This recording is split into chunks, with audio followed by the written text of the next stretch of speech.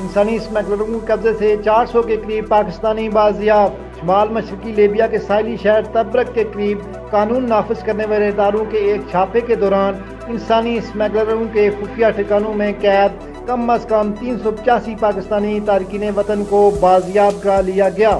گزشتہ پیر کے دن تبرک کے جنوب میں واقع علاقے الحبر میں موجود اسمگلروں کے ٹھکانوں سے بازیاب کر لیا گیا۔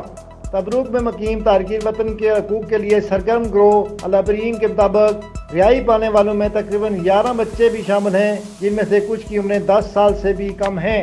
گروپ کے ایک نمائندے نے بتایا کہ ریسکیو کیے گئے تارکین وطن میں سے کچھ افراد خارش اور دیگر بیماریوں میں مبتلا ہیں اور انہیں کھانا فراہم کیا گیا ہے۔ توشہ خانہ کیس میں فیصلہ کن مرحلہ آ گیا۔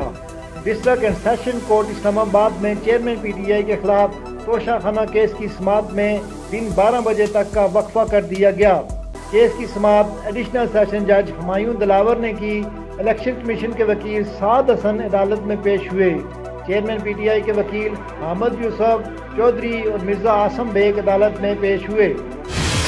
پیٹرولیم مصنوعات کی قیمتوں میں اضافے کے خلاف لاہور ہائی کورٹ میں درخواست دائر۔ اظہر صدیق ایڈوکیٹ نامی شہری نے پیٹرولیم مصنوعات کی قیمتوں میں اضافے کے خلاف درخواست دائر کی۔